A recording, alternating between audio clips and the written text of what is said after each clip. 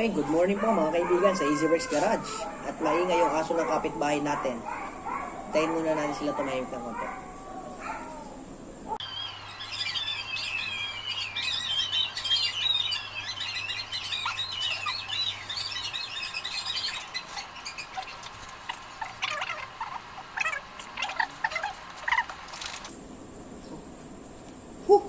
Alright, wala na. Tumahimik na yung mga aso.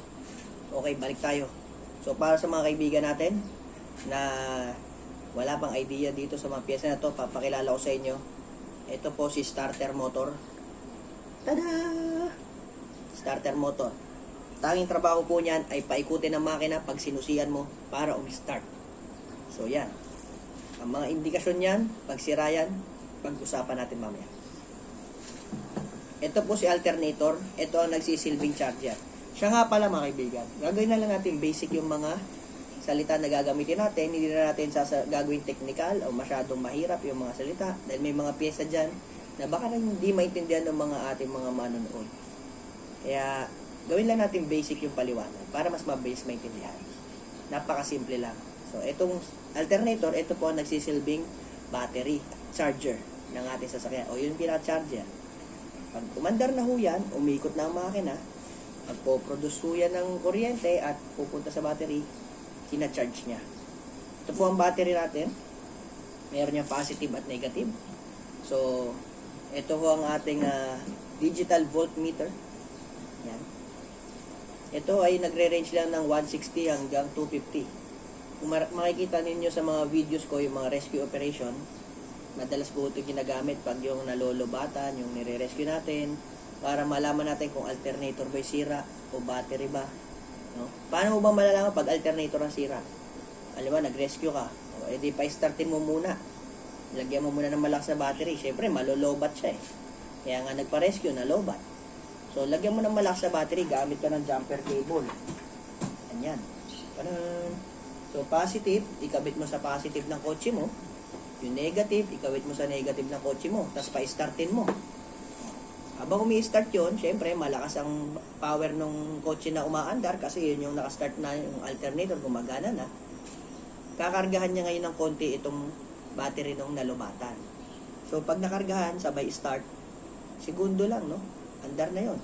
Pero may mga ganito po na maninipis. Yung parang halos hindi uubra pag nag-rescue kayo ng mga diesel na makina kasi nga sobrang nipis, umiinit lang, hindi nakakapag-transfer ng maayos ng lakas. Kaya ang ginagawa ko pag ganun, mas maliit yung battery ko, kaysa doon sa nire-rescue ko, halimbawa diesel yon, tas gas yung kotse ko, maliit lang yung battery, nililipat ko na lang.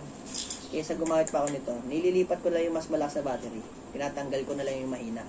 Tapos, doon makikita ko na kung sira yung alternator o yung battery lang talaga. Kasi pag in-start nyo yan, ito po magre-read yan. Makikita nyo yan. Dito. Atin. Lang Alam nyo, maganda makabili kayo nitong voltmeter na to. Wala akong binibenta nito pero sinasuggest ko sa inyo, bilhin ninyo. 160 lang hanggang 250. 150 to 250. Sa mga motorcycle shop, sa Lazada, sa Shopee, digital voltmeter, pa-mine na lang po. Joke lang. Ayan. So, maganda yan. Kahit luma, kahit bago ang kotse. Kasi minsan, may mga battery indicator na hindi umiilaw, yun sa charging. Pero hindi na pala nagcha-charge. Kagaya ng isang customer natin dito, hindi umiilaw, pero mahina mag-charge yung kanyang alternator. So, nagcha-charge, kaya lang hindi sapat. Kaya nalolobat. Ayan. Makita nyo. 12.3 mga kaibigan. Kita ba? 12.4, 12.2, 0.5, 12.5, sorry, baliktad eh. Basta yan, 12.6. Yan ang standby na lakas ng battery. So, pag may ganito kayo, malalaman ninyo kagad bago nyo pasusiyan. Mahina ba yung battery ko o malakas? Ang malaking tulong mga kaibigan. Halagang 150. Yung ganito ko po kay Stariray, doon sa Starlet. Ang isa pang tanong sa atin madalas, okay lang po ba yan ikabit sa cigarette lighter? Okay lang, pero mas accurate yung makuha nyo yung reading kung de-direction nyo sa battery. Yung kay Stariray po, may gitsang taon na. Walang patayin yung ganito niya. 24/7. Magdamag, nakabukas. Wala ho, hindi nalolobat. Kasi napakaliit lang naman ito para mag-cause ng pagkalobat. pwede nyo lagyan ng fuse, putulin nyo sa gitna, lagyan nyo ng fuse, pwede nyo lagyan ng switch sa kalagitnaan, toggle switch, i-on off nyo lang pag gusto nyo patayin. Pag sa cigarette lighter ho, nakikipag-agawan kasi yun sa ibang accessory. Tested ko na ho yan. Meron akong sasakyan, kinabit ko sa cigarette lighter yung charger, yung voltmeter. Pag nag-aircon ka, nag-ilaw ka ba, nagiging 11 yung volts. Yung charging niya, parang talo na. Pero nung nirekta ko sa battery, 13 pala, mahigit. Ibig sabihin, nakikipag-agawan. So, hindi accurate. Ito naman po ay guide lang. Hindi naman siya super accurate 100%. Pero, at least, makikita nyo kung malulobatan kayo, kung gumagana yung alternator nyo o hindi. Yan. Basta tama ang connection, ha. Direksyon nyo sa battery. Hindi naman yung makakalobat. Lagyan nyo lang switch tsaka fuse para safe. Kung gusto nyo, kung medyo matatakotin kayo. Okay lang yun. Walang problema sa maging safe.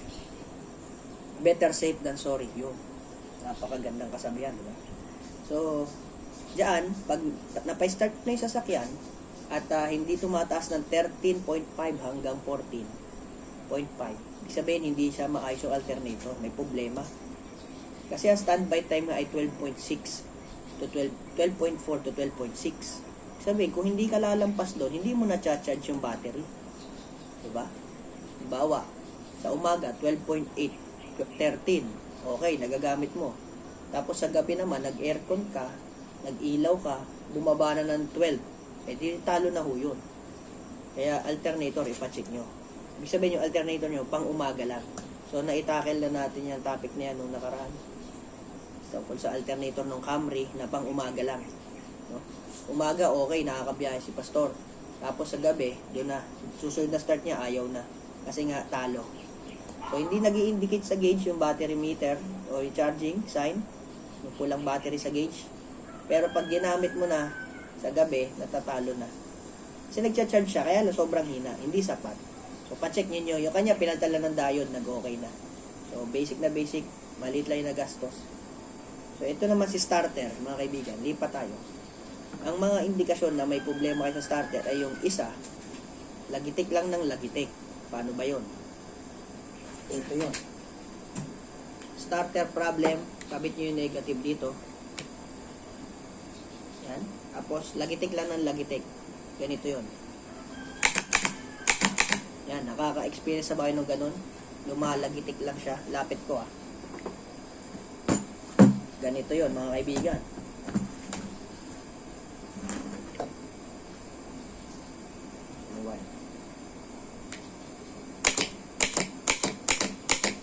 So, gumagana yung solenoid ninyo, pero hindi umiikot yung starter ninyo. So, yun ang problema. Sabihin, no, kasi ang solenoid natin, meron ho yung connection dito, na diretso sa positive. Ito yung pampaikot, papunta sa loob ng starter. No?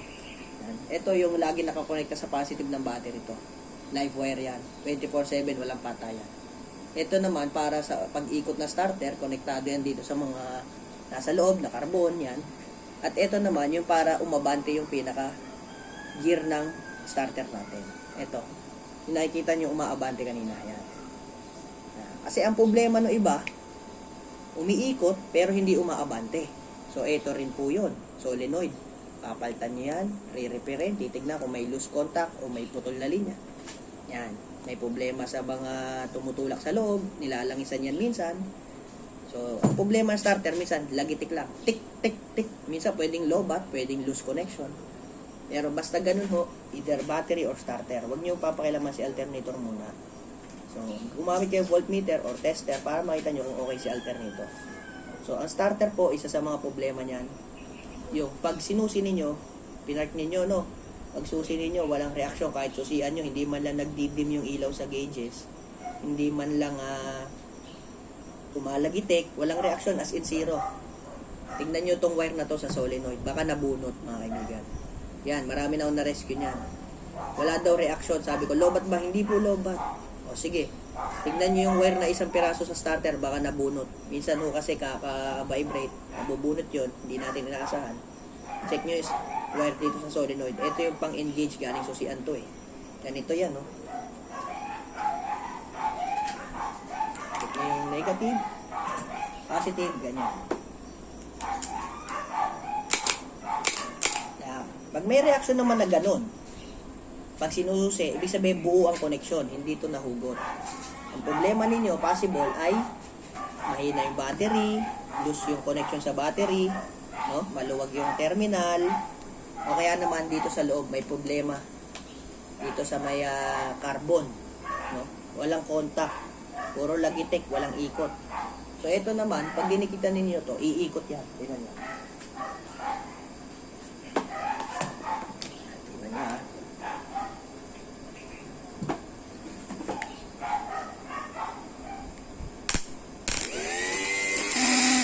Yan,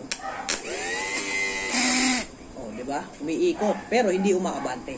Kaya ang purpose niyan, pagsamahin nyo yung dalawa, isang ikot, isang abante, para kumapit siya sa flywheel at mapaikot yung makina.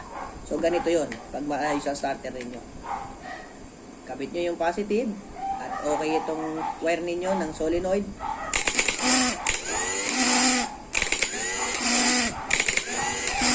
Yan. Umaabante na, umiikot pa. So yun ang dapat na mangyari sa solenoid. Yan. Nag-ingay na naman yung mga aso sa ibang kapitbahay naman natin. So, at ayan, so ganun ang starter mga kaibigan. Pag umikot, dapat umiikot at umaabante. Alin man doon ang mawala, yung pag-ikot o yung pag-abante, pa-check ninyo agad. Malamang ito yung solenoid or yung carbon. Walang connection, diba?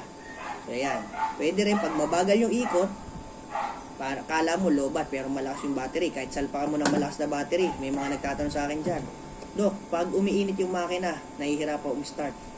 Mabagal yung ikot ng starter. Pero malakas yung battery, sinalpakan na namin ng mas malakas. Starter bushing mga kaibigan, pacheck ninyo. Ito. Yan, yung parang tanso na sing-sing sa labas. Yan. Yan ho yun. May bushing ho yan sa harap, may bushing sa likod. Yung ibang starter, bearing type. Minsan kalog na yung bearing. Isipin nyo na lang na mayroong banana cue sa loob nito. May stick. Yan. At may isang pirasong saging dyan sa loob. No? Umiikot yung saging na yon ng maayos. Kumalog yung bushing. Ito po kasing housing niya, may magnet po yan sa loob. Kailangan hindi didikit sa magnet yung saging o yung actuator, armature. Kasi pag dumikit siya sa magnet, siyempre, may hirapang umikot kasi may sayad. Yun yung tinatawag nila, may sayad yung starter. Kalog ang bushing, mga kaibigan. Kadalasan, pag mainit na yung makina, lalong nahihirapan. Kaya, check ninyo, starter bushing, harap at likod. No? Minsan, bearing din, kalog na. Kung masabit na, may sabit na yung starter, makikita nyo, pag binuksan nyo, may gas-gas yung mga gilid. Yan. So, pag starter, hirap umikot, yung yun. Starter yun. Kahit malakas ang battery, mahina umikot. Pero pag mabilis, boom! Mga ganun. Napakaganda ng tunog. Hindi yung starter. Kasi yung iba tinatanong, hard starting daw. Dalawang klase kasi yung hard starting, mga kaibigan. Ay, apat na pala yun. Dalawa lang. Isang mabagal umikot ang starter na hard starting, at isang mabilis ang ikot, pero hard starting pa rin. So, alin ba dun yung sa inyo? Kailangan i-specify ninyo pag tinatanong nyo ako. Kasi pag hard starting, pwedeng lobat lang pala. Yung pala ibig sabihin ng iba, hard starting, mabagal ang ikot. O kaya naman, sobrang bilis naman ang redondo, pero hard starting pa din. So, magkaibang kaso yun. Ibang topic naman yun, pag-usapan natin mga kaibigan. So, yung kapitbahay natin, yung aso ay nasa wayin, wala tayong magagawa nun. At napakabait talaga ng mga yan. Talaga yung aso ay maingay lang talaga. Anyway, yun. Balik tayo. So, yun, si alternator ang charger. Si starter ang nagpapaikot sa makina. At si battery, kailangan malakas din yan lagi. 2 to 3 years po, kadalasan yan. Yung mga nakaka 1 year lang, yung mga ganun talaga, hindi natin yung masasabi. Kasi ang battery, wala naman yung gauge. Yung iba may bilog, tas may kulay green. Pero sa totoo lang, yung may kulay, sasabihin, pag green daw, good. Hindi rin lagi, sa totoo lang. Kasi may battery ako, green naman Pero may patay na isang butas. Kasi may 6 na butas yan. Patay isang butas, wala rin. Ganun din. Sira din. Naka-green pero sira. Wala din. Wala talagang gauge, masisira yan kung kailan niya gusto. Walang, maintenance free. Yung iba, di tubig, yung may bukasan dito. Nagdagan nyo ng tubig pag nagbabawas. Yung mga low maintenance. By the way, yung mga battery kasi ay marami ng klase ngayon. Parang pagkain, iba-iba. So, mamili na lang kayo ng gusto ninyo. Basta ako yung hindi masyadong mahal, hindi masyadong mura. Doon lang ako. Pero hindi naman, makadalawang taon, masaya na ako. Nabawi na natin yun. Lalo kung pinang-negosyo, mas mabilis din yung buhay. Kahit naman ang pyesa, ipang negosyo mo, pang biyahe mo, diba? Wheel bearing, gulong, mabilis maupod. Basta mas madalas mo gamitin, mas mabilis masira. Ganun lang naman, basic lang po yun. So, ang battery mo, yung iba nagtataka, 1 year pa lang, yung pala pinanggagrab. Tapos sobrang lakas bumiyahe. Syempre, gamit na gamit eh. Yung mga ganun eh. Depende, tsambahan lang din. Kaya ako, hindi na ako nakabili ng sobrang mahal. Kasi nga, kahit yung binili ko nung nakaraan, ang mahal-mahal nun, sakit sa bulsa. Higit 5,000, 2SM lang. Ganun din. After ng warranty, 1 taon, bumigay na. Di sayang. Sana pala, nagganto na lang pala ako. O yung mas mura. Nakaka 2 years din. So, yun lang. Advice ko sa inyo. Meron naman 2 years mahigit yung warranty. Okay yun, mga ganyan. At least, masusulit ninyo. Kaya lang, mahal. Kung kukwentahin ninyo, parang katumbas din ng 2 battery, di ganun din, no? Kung bili ka ng isang mura, after 2 years, magpahit ka ulit ng isang mura, di ganun din. Ang sakit sa ulo. Kino-compute na kasi nila yan, eh. Negosyo na talaga ngayon lahat. Well, maganda yung may guide tayo tungkol sa mga experience sa ibang tao. Kaya nga may mga groups, no? May grupo ng ganyan, may grupo ng ganito. Sharing ng knowledge yan eh. Parang dito sa pisan, sharing lang. Sharing is caring. Walang magsasabi ng mga negatibo. Kasi kung hindi, last comment yun na yan. Ibablock ko na kayo pag nakita ko kayo. Bawal dito yung nagmumura. Bawal dito yung nangaaway. Good vibes lang tayo dito araw-araw mga kaibigan. Para maging healthy yung conversation natin. Pwede naman kayo mag-share ng kaalaman ninyo eh. Mag-comment kayo. Gaya ng ginagawa ng ibang mekaniko, sinishare nila. At nagpapasalamat po ako sa inyo, mga mekaniko na sumasagot. At saka yung mga hindi mekaniko, nakikita ko, nababasa ko. Nasabihin nila, ito po yung sagot ni Doc Chris dyan, doon sa kabilang post niya. Share ko lang sa inyo, pero hindi po ako mekaniko. Hindi, at least nakatulong kayo, di ba? May idea na kayo. Lagi nyo tatandaan, daig na may alam, ang walang alam. Okay. Totoo naman yun. Kaya maganda, may alam kayo sa mga ganyan mga bagay. So, salamat po sa lahat, sumuporta sa atin sa page, sa pag-subscribe nyo sa ating YouTube channel, EasyWorks Garage, sa pag-suporta nyo sa Lazada and Shopee stores natin. Search nyo lang EasyWorks at makita nyo yung listahan ng produkto natin. Salamat sa inyo lahat. Thank you and God bless you.